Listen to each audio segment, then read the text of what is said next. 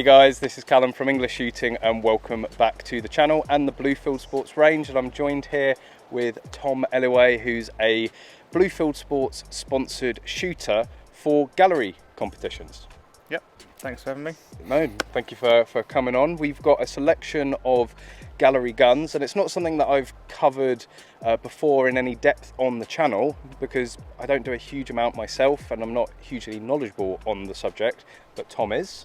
And he's brought down a selection of his gallery guns. So I think the best thing is that we're going to just go through gun by gun, talk about the sort of discipline within gallery that gun's suited for and the modifications and the setup of that gun which makes it suited to gallery rifle. But maybe first off, why don't you talk about your experience and how you got into gallery and what sort of disciplines you take part in within gallery? Yep, sure. So I've been shooting since literally the pistols were banned in 1996-7. It's when I first started, literally a couple of weeks after. Been shooting, so that's like 22 years now. Okay. 23 years coming on. Started out in gallery rifle. For those of you not aware of what gallery rifle is, it's basically a mixture of precision against the clock. Mainly involves targets from sort of 10 meters all the way up to 50. Okay. Various different competitions within that, using different targets with a range of sizes and colors and all sorts. Brilliant. So it's quite within gallery itself. It can be a fairly varied discipline, I suppose, like practical. But obviously, there's I guess some similarities to practical, but it is different as a whole. I mean, if you're going to break it down between practical and gallery, the main difference is with gallery is static. So you're always standing on the same position within the firing point. You basically either the targets come towards you on the lines, or with obviously in practical, you tend to be moving around and going towards them. Yeah. So yeah, I mean they split it into two categories really. So you've got small bore, which is made up of your 2.2 rifles and LBPs, and you've got your centerfire pistol calibers as well. So most popular of those will be, you'll see your underlevers. Sure. Well, if we get into it then, so you mentioned underlever, and you've got one here. Why don't you say a little bit about this rifle, because it's fairly new to you, isn't it? Yeah. So back when I first started. And the most popular thing you'll see on a gallery competition will be probably one of these, a Marlin. This one is slightly modified in terms of what it has, but this is where you'll generally start out. This one's a 44 caliber carbine. It's the Marlin 1894, isn't it? 1894 carbine, yeah. A lot of people also shoot the 357, 38 as well. Do you have different classes if you're shooting 44 versus 38, or are you all bunched in together? No, so you're all bunched in together depending on what you're shooting. The classes are made up of basically your kind of score rank as well. So when you first start off, the classes go say from E all the way up to A, and then into like elite with like an X class. Okay. So if you're better at one thing, say with your underlever than your sort of small bore rifle, you might be in a higher class than the other one. So you shoot against sort of similar type shooters, if you like. Yeah. And so you said that this has a few modifications, and I think probably the most obvious is going to be the stock, and I've sort of teased on the channel before, probably seen some photos about, and this is the new Form rifle stocks, upgraded stock for the Marlin 1894, and they do one for the 1895 as well. So what sort of things are you looking for in a stock for gallery? It's pretty much the same with most guns actually. You're looking for fit. When you're shooting this kind of discipline, you're kind of aiming for repetition that's got to be the same every time, so very similar to a shotgun. Yeah. When you have your presentation, so if you literally it's coming up in the same place every time, because the targets are going to be in the same place, whether they're there for a second or whether they're there for 2 minutes. Okay. So with the Form one, they've obviously introduced this, so you've got the adjustable cheek piece on them. You'll see a lot of people will shoot them with all kinds of different adaptations on the sort of butts of the stocks. Sure. But, this one's quite nice. Obviously you can snap it in and out, adjust it to how you like it, and then kind of leave it and forget it, and away you go. Main differences between this and the standard sort of stocks from the factory, you've got a slightly wider grip on the front for the foregrip, so it's quite nice for that platform when you're holding it out for a long period of time. It's a little bit thicker across the top here as well. But yeah, overall it's a really nice package. It's just nice to get out and shoot it. And there's there's not a lot of, I don't think we've done any modifications to the gun, so it's sort of out of the box, it's ready to go for gallery. Yeah, you can shoot them out of the box. This one's got a couple of little modifications to it. So it has a slightly shortened trigger spring to give you a little crisper trigger on the pull of the trigger. It has a slightly modified indentation spring, so when you're racking it, it's just literally as smooth as you can get it. So again, when you're up on target, you can literally stay on. Yeah, you don't want to be fighting it so the gun's moving all over the place. You want it to be smooth. Yeah, and if you're shooting out to 50 metres, obviously that can make a massive difference to your point of aim. Yes. So you're just trying to keep it all consistent. Other than that, yeah, once they're kind of worn in, you hear them. Yeah, you get that slick underlever action. The classic underlever that everybody loves. So and the scope as well. So that's the Vortex Diamondback. Is that a typical sort of scope you would see on a gallery rifle?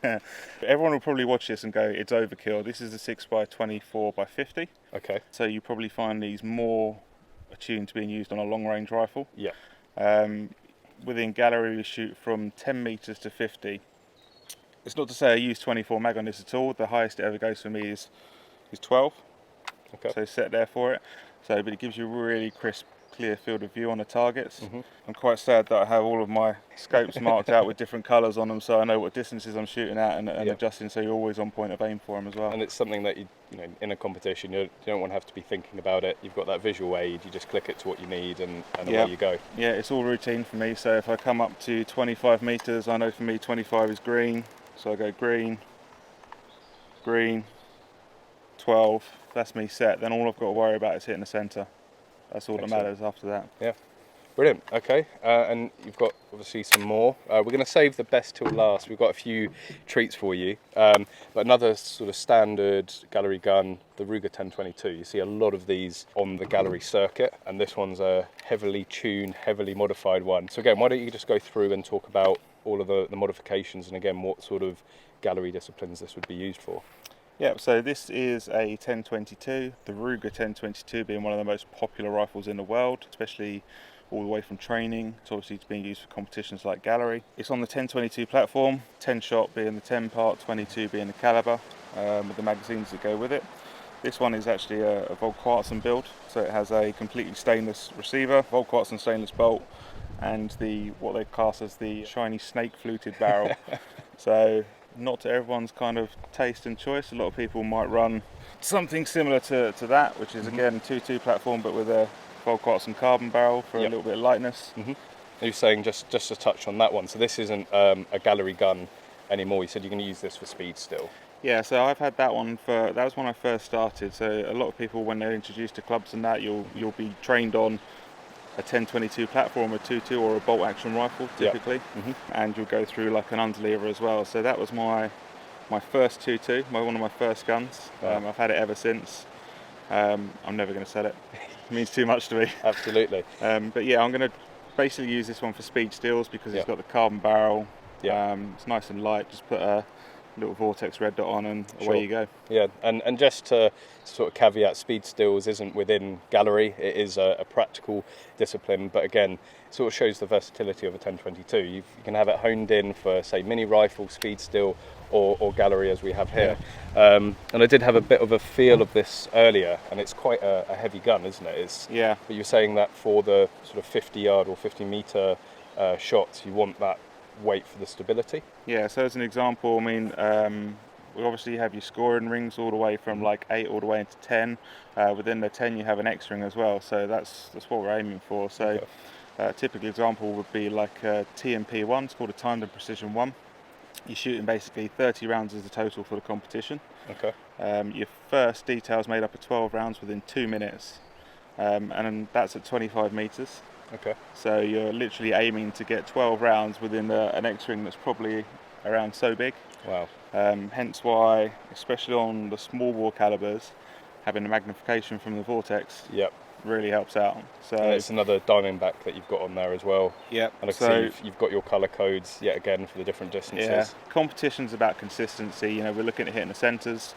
For me, to swap between two rifles, there's not a great deal of difference in adjustment. So these are set up with the colour markings on again. So if you're doing competitions during the day, so for example we go down to, you know, like the Bisley ranges, I might have a competition on the 4-bore Marlin.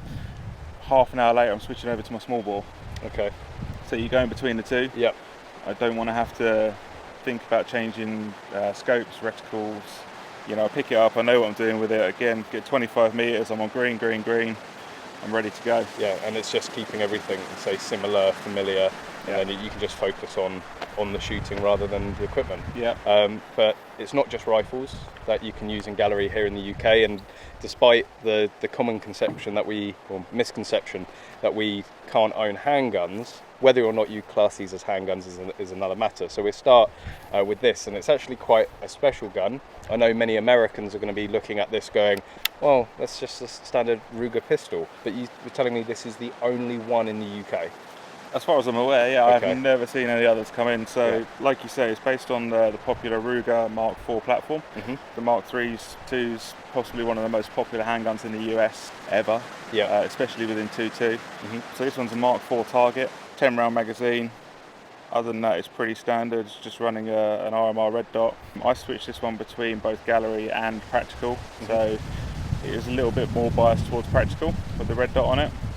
You will see a lot of people run scopes on pistol for gallery as well. Okay. I'm not massively a fan of those yet. I'm not Sure. that well trained on them. And with the red dot, it's fairly straightforward, it's nice and easy to use. Yeah. And probably just to add, you wouldn't have the flashlight on there for gallery. No, as so you this said, one has a surefire on it. Within Froome where I shoot in our club, we're quite lucky. We have 2 indoor ranges, so we do a lot of what we class as dark stages. Mm-hmm. So within a controlled environment, we can run full flashlights for people within a range to shoot set targets. But the only reason I run this one is actually on my holster. Which I've got with me now. It actually locks into the flashlight. Oh wow. Okay. So you can run it, and literally from point of view, it come up with your light. Yeah. Which is quite nice as well. So yeah, you wouldn't normally run a flashlight on it, especially for gallery events and that as well. Yeah. For those of you that don't know, if you're watching this for the first time or watching any of these videos for the first time, the reason it's got such the long barrel and the long rod is because technically it's classed as a rifle here in the UK, and it's to conform to the minimum length requirements. So you need a 12-inch barrel and an overall length of 24 inches. So that's why long barrel, long rod, technically a carbine. Defined here in UK law. We don't actually have a legal definition for these, so it falls under rifle, but it allows us to have something close to a handgun here. And I know some people say it's nowhere near a handgun, it's some sort of Frankenstein thing, but it's for us certainly better than nothing at all. But even more special, you've got another fairly rare gun. It's not the only one in the UK, but it's certainly quite rare, and it was only until very recently that I got to see one this one for the first time. It's a genuine Smith & Wesson revolver, isn't it? Based on the Smith & Wesson 686 platform. Mm-hmm. You can have them built in various different guises. This one's in a 357-38. Aristocrat rail on it. It's obviously got the carbon barrel on it as well. The rod out the back. Mm-hmm. As you were saying, a lot of people look at them and think, well, they're not really pistols, but until you've held one of these and shot it, I think a few people who have will kind of attest to that. Yeah. That, you know, they don't actually get in the way of your hands. No, even on pickup, you know, you're fine for them. And when you're actually out shooting them as well, you know. I was saying with the Walther PPQ long barrel pistol recently that when you actually start shooting with it, you don't notice the rod, you don't notice the long barrel. It's part of the reason I'd assume you have the carbon fibre shroud on there again to remove that weight. Of yeah, for the weight and the balance of it. I mean, well, I mean, you shot it yourself, but it's fairly well balanced. There's no excess weight out front. The rod doesn't really add anything to the back, so you're trying to get as close as you can to what would be a normal pistol within the shooting community. But we use these for gallery again, so pistol caliber carbines. We shoot the same disciplines as we do with the rifles, but with pistols, so you can imagine shooting one of these out of 50 metres. It's always good fun, especially with open sights. Bit of a challenge, I would imagine. Yeah, but if you are interested in these are imported by RØDE Factdog down in Devon. You can have them set up for gallery, or you can have them up to like 7 shots for practical as well. Wow, different calibers. So I think you said that you can get them in 9mm as well, which shoots practical quite a lot. But yeah, before this, my only other experience was with the Taurus. That's a very popular long-barreled revolver here in the UK, but having shot this, it's head and shoulders above what I've seen in terms of long-barreled revolvers. The quality, the fit, trigger, just everything. It's a Smith & Wesson.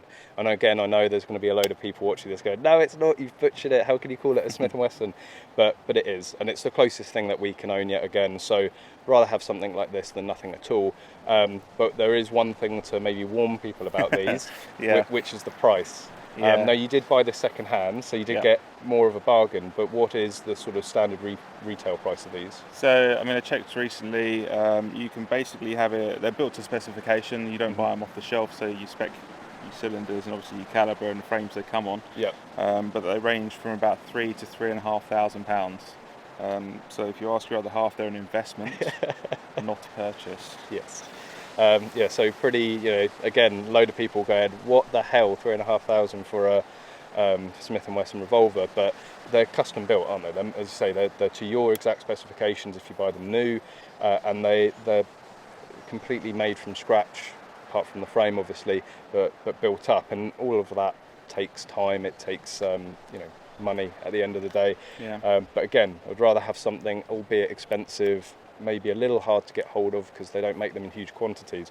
It's better than nothing, and again, as you're using it for, it allows you to do gallery competitions and expand outside of the underlevers and the 2.2 semi-automatic rifles. Yeah. But yeah, I think we might at some point do a closer look, certainly at the Ruger and the Smith & Wesson, because again, you don't see them very often here in the UK.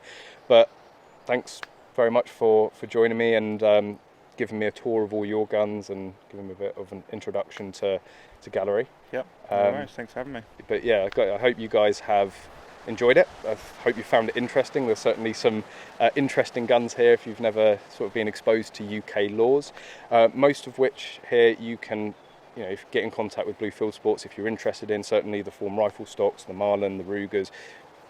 Blue Fieldsports stock them all, and I'm sure they'll be more than happy to help you pick up a long barrel revolver or pistol if you're interested. But thank you very much for watching. Again, thank you, Tom, for joining me. No if you did enjoy this video, guys, please hit that thumbs up button and make sure you're subscribed for future videos. And as always, we hope to see you soon.